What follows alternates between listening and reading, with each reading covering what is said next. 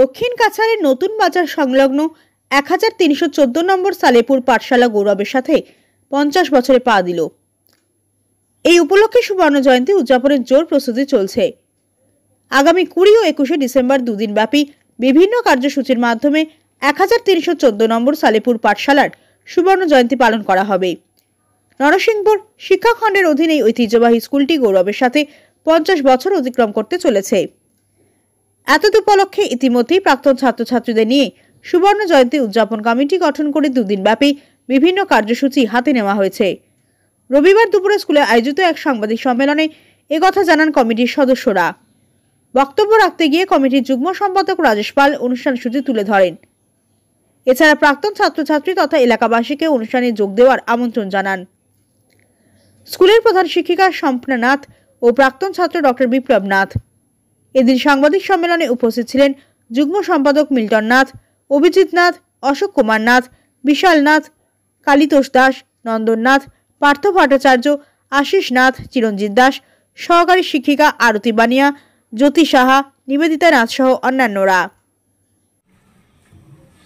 দক্ষিণ কাছাড় জেলার এটি ঐতিহ্যবাহী শিক্ষা প্রতিষ্ঠান, প্রাথমিক শিক্ষা প্রতিষ্ঠান, যেটি নরসিংহপুর ব্লকের অধীন এবং কাজিডোয়ারের সালেপুর গ্রামে অবস্থিত 1314 নং সালেপুর পাঠশালা।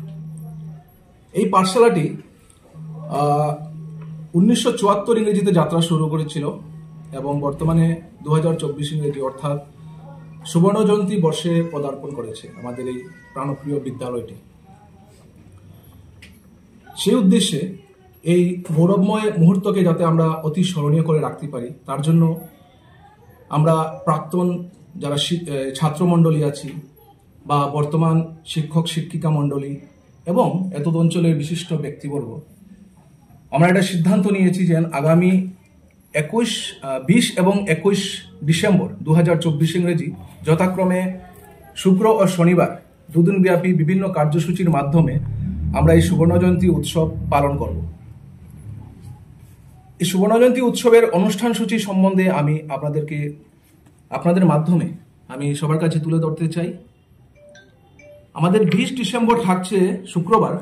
এদিন প্রথমে থাকছে সকাল 10 ঘটিকায় অঙ্কন প্রতিযোগিতা,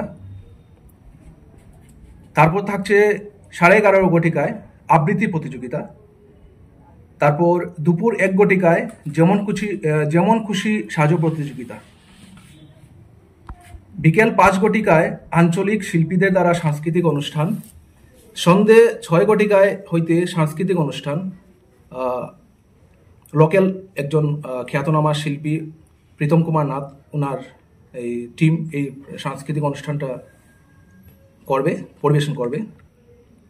এবং যারা এই আমরা যে প্রতিযোগিতার কথা বলেছি, অঙ্কন প্রতিযোগিতা, আবৃত্তি প্রতিযোগিতা, যেমন খুশি সাজো প্রতিযোগিতা, সবার কাছে অনুরোধ, আপনারা যদি নাম লেখাতে চান তো 18 ডিসেম্বরের ভিতরে নাম লেখাবেন।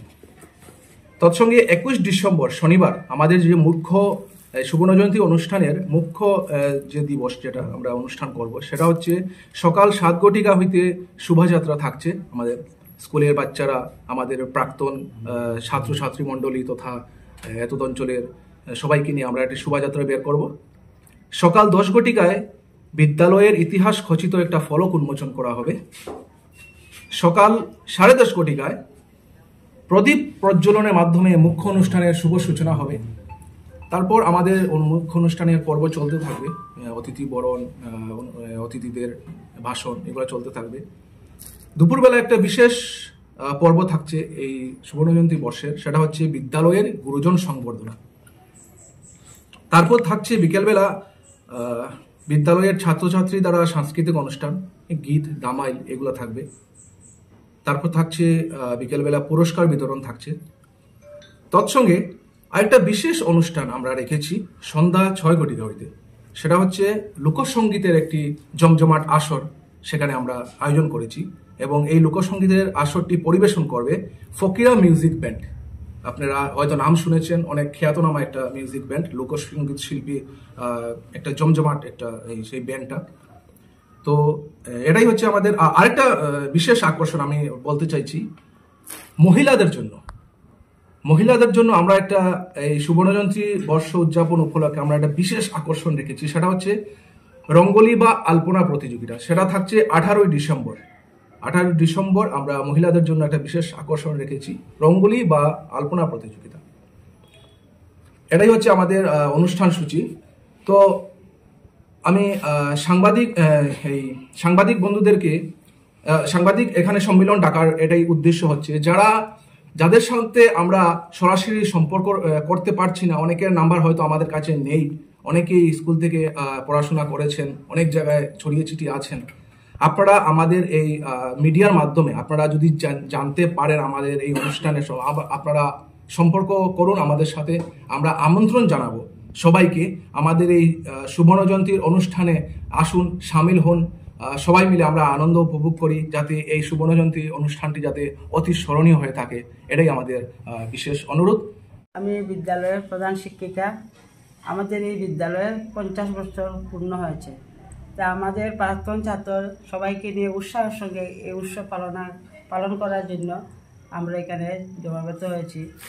এই উৎসবে আমরা যাতে সুন্দরভাবে পরিবেশন হয়, এটাই আমার সবার কাছে অনুরোধ। যাদের সঙ্গে আমরা যোগাযোগ করতে পারছি না, আপনারা এই সংবাদ মাধ্যমে যদি পেয়ে থাকেন খবরটা, তাইলে আপনারা এসে আমাদের সঙ্গে যোগাযোগ করবেন। আর সবাইকে আমন্ত্রণ রইল যাতে সবাই এসে আমাদের এই উৎসবকে সুন্দর এবং গৌরবান্বিত করে তুলে ধরে।